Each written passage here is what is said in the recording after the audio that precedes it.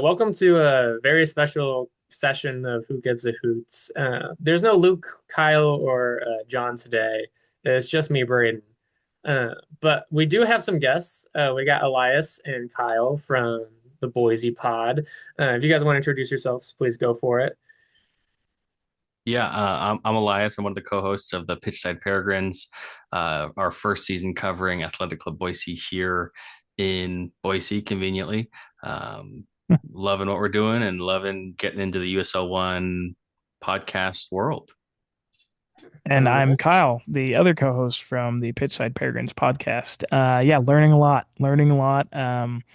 Try to learn as much as we could about USL before starting this, but it's a dramatic time to jump into the USL with the CBA stuff and the promotion relegation. It's exciting time, so we're happy Yeah. to be here.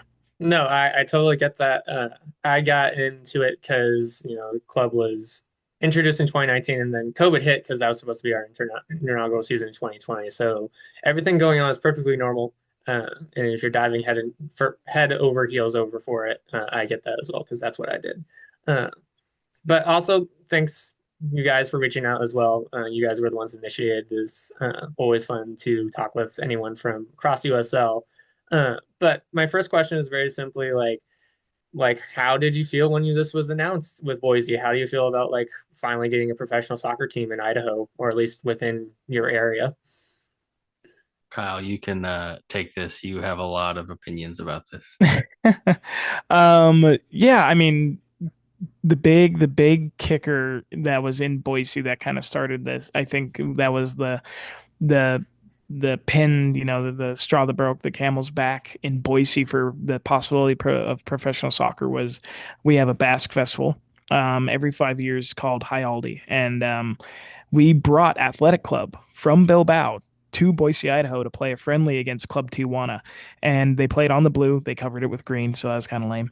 Oh, But they they played yeah, that was the lame, that was the only lame part. But 25,000, it's a 36,000 stadium, somewhere in that area. So we brought in 25,000 people. So that was, I think a lot of the ownership was at that game, the current ownership, and they said, okay, we can make this happen.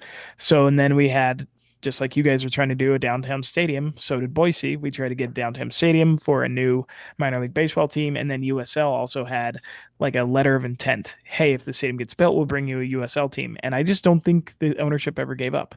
And I was bummed because I just really become a soccer fan at the time.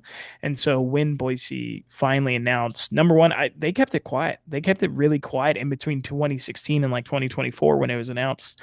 So it was going on behind the scenes. I think a few people in the community knew, but the fact that that happened, and we are finally getting it, and the community really has rallied around it a lot, just by, we set the record for, I don't know if it was actual season tickets sold, but at least reservations, over yeah, 7,500 deposits. Yeah, season ticket, that's like the big yeah, one. said Yeah. deposits. So yeah, I think the community says, yeah, this is awesome, we're gonna get behind this. Yeah, I think Boise doesn't have any professional sports Hmm. at all. The closest we have is probably Boise State football. We have a few feeder to feeder teams in baseball and hockey. So it's really awesome to see a community who's maybe similar to Omaha through our conversations, like not known as a soccer town or soccer community, really get behind this team and support this endeavor as the first professional sport here in the Treasure Valley, Boise area. So beyond excited for it. I think it's awesome for me as a big sports head outside of soccer. I love all sports to just have another reason to not need to drive to Salt Lake City or Portland or Seattle to watch the NBA or NFL or something, that we can just drive 10 minutes from our house to go see Athletic Club Boise play on the weekends.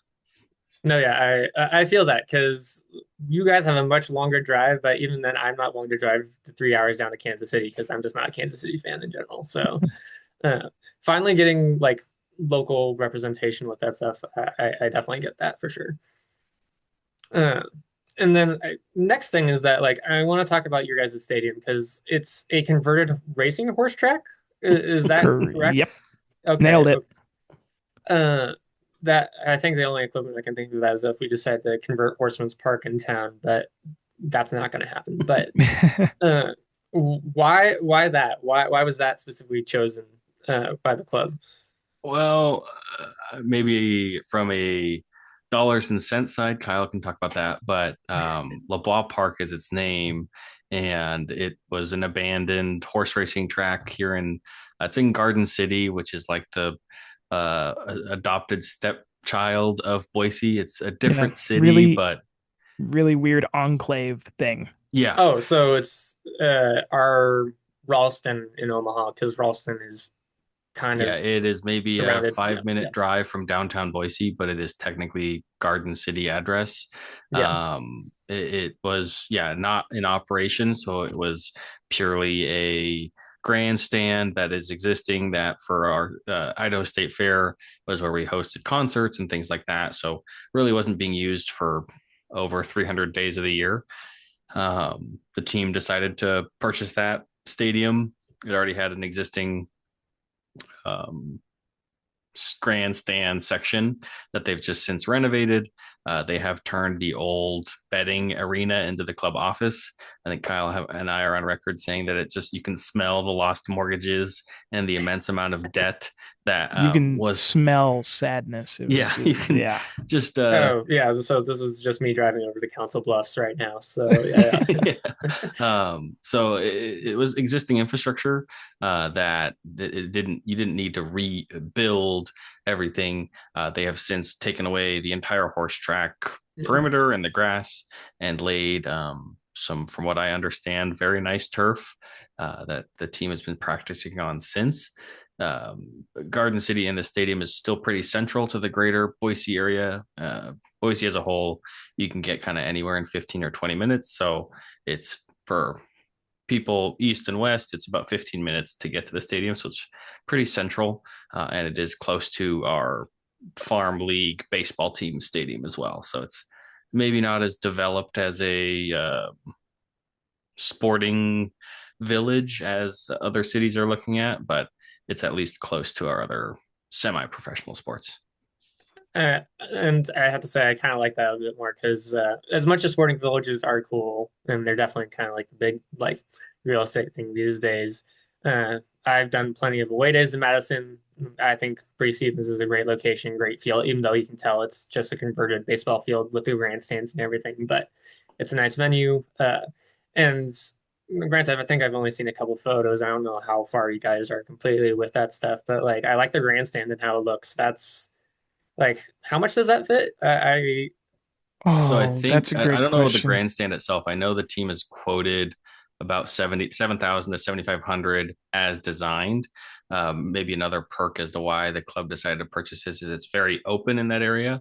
So I know they plan to have they've called it like what a modular system where they can just kind of pick up and plop Hmm. additional seating chunks to I think their plan is within the next 3 years to double the capacity of the stadium to about 15,000, probably again in preparation for USL Championship promotion relegation timeframe.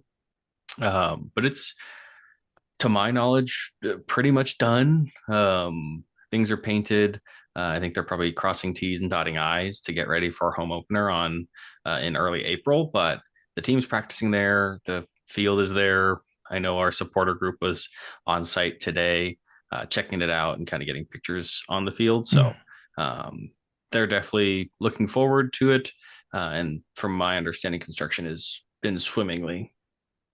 All right, well, Hmm. that's good to hear. Yeah, Now, I think the grandstand itself is like 4,000.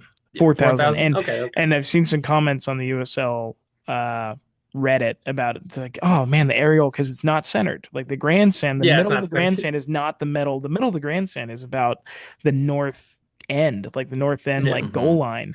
So it does look a little funky, but people are like, I kind of like it. It looks a little like weird English stadium, very goofy. But Yeah. yeah, it was existing, like Elias said, it was existing infrastructure. So we're using it now. No, yeah.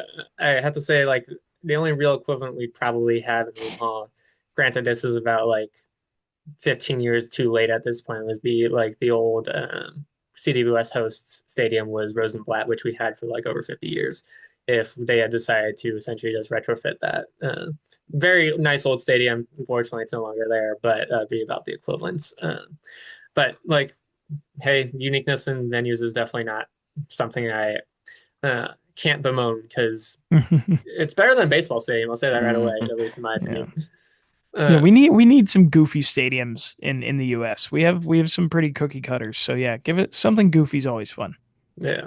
Uh, and then kind of moving on. So, uh, obviously, you talked about the fact that like big bass population in Boise, and that's definitely something that I kind of picked up on with branding as well as the name itself. How do you guys feel about like kind of like it's not a very American name if we want to go by naming conventions. It's definitely more European, but it's kind of unique to it as well. How do you guys feel about like that like kind of pivot with that? I can start. Just based off, so the club kind of had some community feedback events that I know Elias went to one, and out of the other options that were being considered, it was the typical Boise FC, Boise SC, Boise United. It's like, oh man, like Yeah. either really lean in hard to the Americanness and make it like, the Boise, like make it old school MLS and have a funky name, or do something a little bit out within the soccer realm, but obviously unique because we are the only athletic club in the United States. And I don't know if the club expressly got permission from Athletic Club Bilbao, but I know there were some talks between Athletic Club Bilbao in Bilbao. Sorry, it's Athletic Club in Bilbao, not Athletic Club Yeah. Bilbao. But I Yeah. know, I know that there was some sort of a maybe not formal agreement in place, but at least there were conversations. And again, out of the choices, like it was by far, I'm like, if they're making a mistake if they're not choosing this, basic, except for Elias, I think there was one fan. What was her name idea? The Oh, it the was the Roof Ducks, the Boise Boise Roof the Ducks, Roof Ducks. Roof She came to Ducks. one of these Peregrines. events with like a double-sided flyer and was sold that this should be the team name. I thought it was quite silly and very Mickey Mouse and ticky tacky, not a traditional soccer team. But yeah, I'd Roof have to agree Ducks. with Kyle. I think this ownership group has made it abundantly clear from moment one that this team is built for Boise, around Boise, and you can see that in the club name, paying to the Basque roots, on top of our recently announced goalie kit being Basque themed, our home kit having inlays of the Peregrine Falcon, which is the lightning bolt that most people think is actually a bird on the team crest. Again, to the away kit being an homage to the agricultural community here in Boise. So that's just something I think the team, at least in this inaugural season, is trying to really nail home, is that everything is for Boise and can, in a marketing way, be pointed back to something Idahoan. Oh yeah, no, I get that. One thing with Omaha is that like it was very much from the get-go. I was like, oh yeah, great horned owl. That's the largest owl we have in Nebraska. It's one of the more common things that you see. I've seen at least a couple of them, not just by my house, but also pretty much all over the state. Everyone knows about that. It's very much a Nebraska themed team. Union Omaha is a homage to Union Pacific, the Hmm. great railway company that built Omaha as well as Nebraska in terms of freight training, all that other stuff. And of course, that's very nice, all that other stuff. And I have to say, my favorite part is the fact that the bass culture more than anything, because I think that's probably one of the coolest things, especially with Athletic Club being a homage to that. And overall, I gotta give praise. It's very good. I like when that stuff drops. I love when kits like, especially when they turn out really good. I love that. I'm a bit of a kit nerd that way. Um, Yeah, and the home kit was maybe underwhelming in my opinion, and we were beyond. I think Kyle and I were both kind of knocked out of our socks when we saw both the goalie first kit and the goalie second kit and our away kit all get released last week. And I was like, okay, this is. I can forgive maybe the just black with green home kit and have some true respect for the other kits that were recently announced.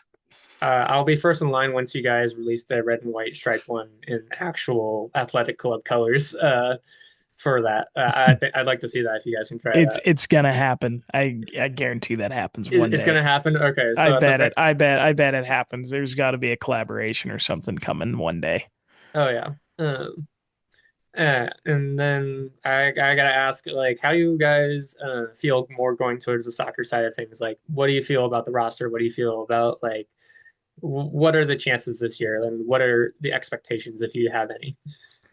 Yeah, I can start, Kyle. From the get-go, I think with Athletic Boise's first signing of Blake Bodley, an Idaho native, Boise native, um, USL championship name coming to us from the Tampa Bay Rowdies, um, is maybe just a sign of what this ownership group was willing to spend and their desire for what this USL One team can look like. Um, they've built, I think, a very experienced group. I know Nate Miller, our head coach, said in some interviews that this team was wanting to be built with players that he knew. So I would say a good majority of the starters, at the very least, have either played for Nate Miller in the past or Nate has played against them, be it through his time at San Diego Loyal FC Yeah, with USL or in the USL, or his time at Lansing Ignite. There's a lot of players who have connections there. On top of, I think, maybe the unexperienced names or not USL names in the form of maybe Philip Mayaka and an MLS Next player, or Luan Brito, our Brazilian striker, are potential high upside players. So I wouldn't say my current expectation is this for us to be at top of the table, but I definitely see us competing for, at the very least, a playoff spot and hopefully a home playoff spot this season. yeah. Oh, sorry. No, go for it. Go Go. for it. I was going to echo just kind of the expectation of a home playoff spot. I think is not out of this world an expectation. I was listening to the USL show and they did the preview for every team, and they said Boise might Westchester us because apparently Westchester, when they started the league last year, they had signed a bunch of USL League One superstars and some good championship players. So they said the big difference was Nate Miller. Nate Miller has the pedigree to really perform and take this team places that even their talent level may not bring them to. He might be able to kind of be that spark that takes him over the edge into a team that that could challenge for the championship and make a good playoff run. And again, echoing Elias, it's we have a San Diego loyal core with Charlie Adams and Blake Bodley and Nick Moon and Tumi Moshaban. These are guys who are proven at the USL Championship, and even some guys who are unproven, like you mentioned. Our starting goalie against Sarasota is a kid fresh out of college. I think he just graduated, but he's a national champion. He won a national championship at Clemson as a starting goalie. So it and that's someone, making money is tough in the USL, and maybe, obviously you want these guys to stick around, but if he really performs, maybe that's someone that we can sell and make money on. And again, that's the lifeblood for the USL teams.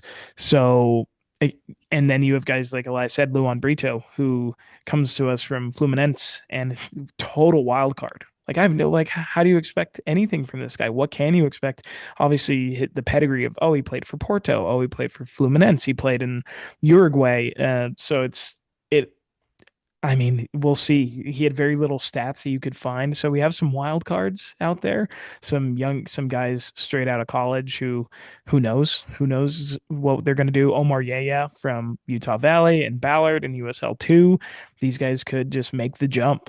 So yeah, we're excited, but again, it's I I I'm not gonna say first. It's like that's pretentious, but yeah, I think playoffs at a minimum, I think is a really solid expectation. Oh yeah, I can agree with the fact that like playoffs is always the goal at the end of the day, regardless of the position, especially here in Omaha, regardless of what it is. Just make playoffs. I think I'm happy with that. And I like the point you pointed out with the USOs talking about the fact that Nate Miller is the guy that will prevent you guys being at Westchester this year, which it's funny how that kind of happens almost every year in USL League One in a way. Before them, it was Lexington. They spent a lot in their final season in League One and then just did not perform as well. Westchester did that last year. Uh, I Yeah, agree with hopefully that. that's not us. Yeah, I agree with that, but at the same time, it's very much just the wild card of the fact that this is how lower league soccer is. No one is going to get the results that you are expecting most of the time unless you're really sure about it. And even then, I'm never sure about it with Omaha, regardless of how good Yeah. people will rank us either way. So, uh, and then I gotta ask, like, besides current matchup going up, what's the one matchup you're kind of like scribbling on your like calendars right now? That's like, hey, I want to see how we do against this team. I mean, the easy one is our home opener, April 4th against Spokane Velocity, being natural or geographically closest team to Boise, just kind of lends Only itself. only a 7 hour drive. Yeah, only Sporting Cascade, who got delayed a year, would be our second closest team. So we're excited for them to hopefully join the USL ranks in the coming years. But I think the USL and everyone between us and Spokane just feel that is a natural rivalry to create here in the USL League One, similar to what Forward Madison and Richmond Kickers have the Hennessy Derby or something Yeah, like the that. Henny Derby. Yeah, So hoping we can collaborate and come up with a name for this, but I think that is just such a with what Spokane Velocity has built, similar to Union Omaha, of a kind of name stay top class club here in the USL ranks to go head to head against that club at home for our home opener, and just to see how the city of Boise shows up for this team in the inaugural first ever home game here in Boise is just something I think I'm very much excited to cover. yeah, yeah. And with that, like, do you guys feel quite there's a rivalry with Spokane, or do you feel like that just needs time to simmer, or do you want to find like someone else to like hate on? I mean, I've hated on my fair share of teams already. we can we loop them into our just completely nonsensical Corpus Christi? Yeah, I don't Just know like, what it Yeah, sure, why is. not? Yeah, yeah, yeah, yeah. I, Let's just I, all hate them for absolutely no logical reason. yeah, I don't know what it is. It just just looking at their club crest, it was just a team that lended itself to just as a new team in the division. Just kind of I pointed at them and said, "I don't like you." So the Corpus Christi home game will be a fun one as well as maybe a unconventional one that isn't so on the nose, just to hopefully demolish them and embarrass them at home to prove the massive amount of smack up and talking is warranted. all right. I can get that. Manzayed, he was beforehand the head coach for Northern Colorado Hailstorm before they jumped to League One. And the one thing we would always pretty much like dog on him was the fact that he likes to wear sweaters on the touchline for some reason. All right. So even in 90-degree heat, man, he did Hmm. that multiple times in Omaha for absolutely no reason. Like the first time I think we noticed it was in 2022 in the Open Cup. We played Northern Colorado at home, and this was like a 95-degree day, middle of June. This guy was wearing the full sweater, and we just had to sing Weezer at him because at that point it's like you're making this too obvious for us at this. Uh, There you go. but No, I think for me, the two USL Cup games that we have against the California teams, Idaho. I'm a transplant. I was born here, but I grew up in California, and we have a ton of people from Northern California. So we play Sacramento Republic in the USL Cup. So not only is that going to be, I feel like that's going to bring in more people because there's just so many Californians here. Um, so that may see better attendance, and they're just a good team. They're a really solid championship team. So I think that'll be a good rivalry. Not rivalry per se, but just a good match that I think people will be excited for. And since it's regionalized, since the USL Cup features geographic regions, we're going to play them every year, hopefully. So I think that could be a fun one for people. Same with Monterey Bay. Monterey Bay would be my hometown USL team. I grew up fairly close to there. So they're not the best USL championship team, but again, it's still a level above us. So it'd be nice. They could be a good kind of gauge to see where we're at talent wise to see how we perform against them. So those are two games. Again, California, another California team could bring in more attendance. So that those could be two cool games to keep an eye out for. All right. Yeah. I, I mean, my actually minute with that kind of as a follow up, like how many people are transplants? Because granted, like transplants are kind of like a very common thing. Omaha is not immune to that. I am a child of two transplants. Funny enough. So like, is it like kind of like most people we meet here? Is it just like kind of like a what's the fandom like kind of looking with that? Ooh, fandom. if I had to give it a percentage, I'd say it's like 60-40, 60 local, 40 for saying transplants are just not born in Idaho. Boise State, I would say as a graduate there and a transplant myself, Boise State does a really good job at letting not allowing their graduates to leave by them just falling in love with the city. For maybe Californians seeing how cheap it is to live in Idaho, and oh Okay. my gosh, I can buy 3 times the house for a third of the price. Or for someone from the Seattle area where it's sunny and just a little colder during the winter, yes, I will take 20 and sunny over 40 and rainy the entire year. Now, with that, there is a running beef where local Idahoans give Californian transplants primarily a bunch of grief, as that kind of rush happened during COVID when people realized how cheap it was to live in Idaho and has affected our housing market dramatically. So, as for fandom, from people we've met with, again, it reflects that percentage Hmm. of we have like our supporter group. There is an ex LAFC supporter. There's an ex Seattle Sounders supporter. It's a blend of locals and Hmm. Yeah. Idaho transplants. Yeah, that's a good point, Elias, about the River Guard. Yeah, like you said, we have a Seattle Sounder former supporters member of their supporters group who's now a co-president for Boise's supporters group. Like you said, Manny's the LAFC supporter. We have another one of their main folks over the regard is from Portland, so he's a Portland Timbers. He used to be involved with their supporters group, so we have a pretty good melting pot of different folks who have experience in supporters groups and have then moved to Idaho for whatever opportunity, because there's a lot of opportunity in Idaho right now, and now they're able to kind of bring their experience with supporters groups as a whole. I won't call it ultra culture or anything like that, but just that more rambunctious and very much more just impassioned, like passionate group. And there's also some native Idahoans who are also obviously a part of the group, and I think they're just meshing really well together, and Idaho is becoming this melting pot of what feels like a giant West Coast group of people who've made Boise home over the last 10 years, because yeah, it's exploded. And I Yeah. think that's we're hoping for more of that explosion, because we need to get the metro size over 1 million so that we can make sure when we win the championship during promotion relegation, we can get bumped up to premier. Yeah. Uh, actually, did you guys have like an American Outlaws chapter beforehand at any points?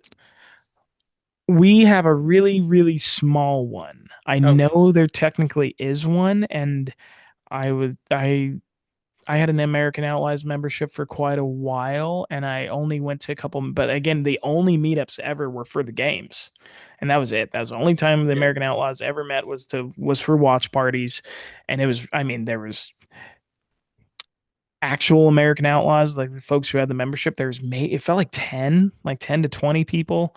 But for the actual games, like Premier League games, like we have a couple bars that Mhm. show that will open at 5:30 in the morning and show the games. So there's at least that. But yeah, the American Outlaws are not a huge presence here, unfortunately, because it's fun around World Cup. So it'd be nice Oh to yeah. see that grow. No, yeah, I agree. And one thing, like at least with Omaha, with Parliaments, which is like the main supporters group, it was formed as soon as the team was announced, before there was even a name, and there was even like a name for the supporters group. And I think under like uh, the Discord that they have. It's still technically called the Omaha Supporters Discord, not Omaha Parliament or anything like that.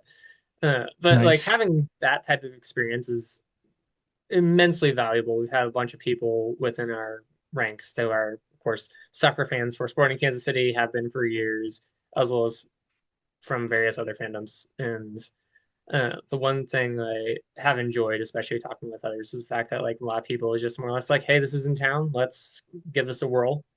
And especially if it's a place like Boise that hasn't had that type of representation compared to many other spots around the United States, I, I can't help but be happy with it. So,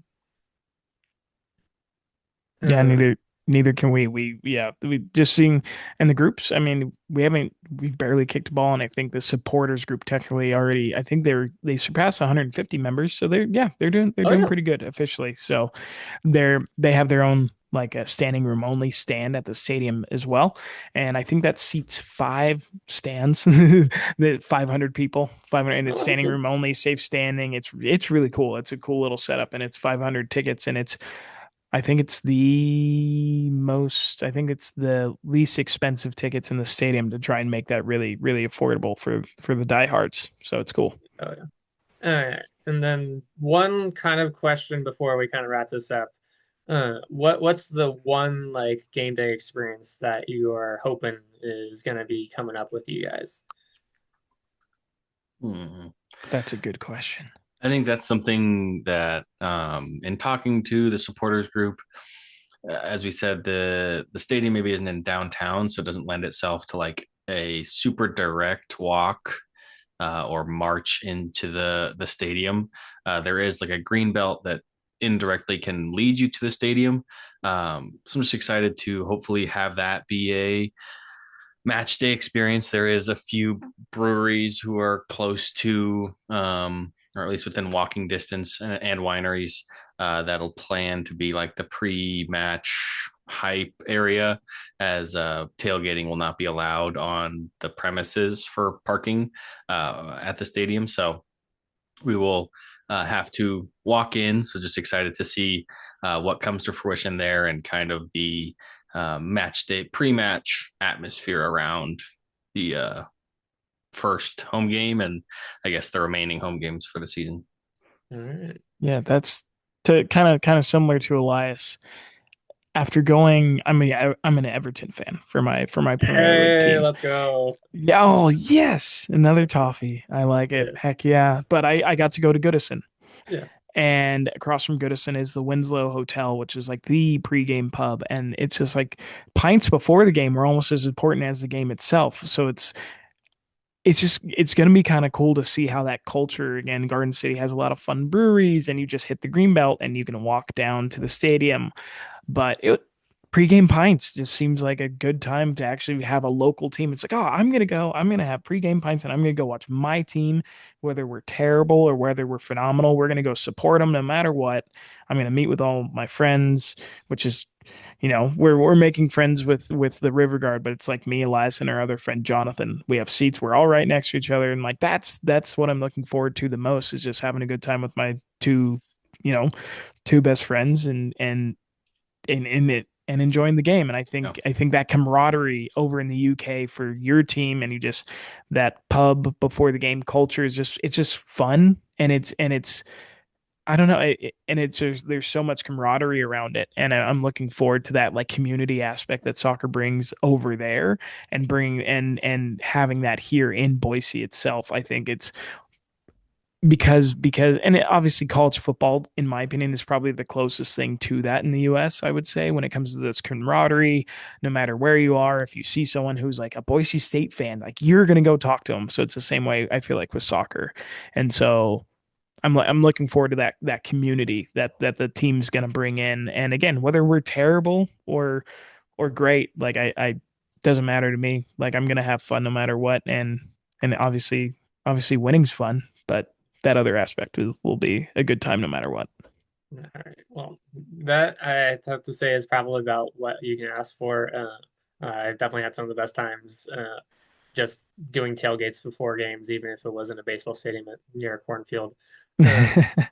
Uh, but now it's going to be a tailgate right by the stadium because they're letting us tailgate on the premises as well. So Nice. that's going to be nice. We're that we have jealous. to We're see. jealous. I mean, at least it's not a dry campus, so that's about There you go. what we can ask for. That is So, true. but I mean, even then, like doing that stuff with Parliaments, they do free tailgates for anyone, pretty much with like food, drinks. Occasionally, they'll do a couple extra special stuff, but that stuff is always like a big draw for people, especially for pregame. Uh, and I can't wait for you guys to have that because that's definitely the one thing that's always the most fun. Like sitting down, whatever the weather is, even if it's 100-degree heat or if it's snowing on opening day, which has happened a couple of times here in Normal as well. Yeah, Amazing. we'll say our first away day viewing party with the River Guard, our supporters group, was electric. I mean, obviously, um, just a packed house at a local brewery, watching the game even after an hour and a half plus weather delay for our first game. It was just fun to see that atmosphere, and hopefully, it's just a glimpse into what a home pregame can look like. Yeah. Uh, all I can only hope is that you guys don't get a call from the front office at like 8 o'clock, like 5 hours before kickoff to shuffle off the snow from the field because that did happen for us in 2023. So, uh, but I got one last question. Who gives a hoot? We We do. do. Not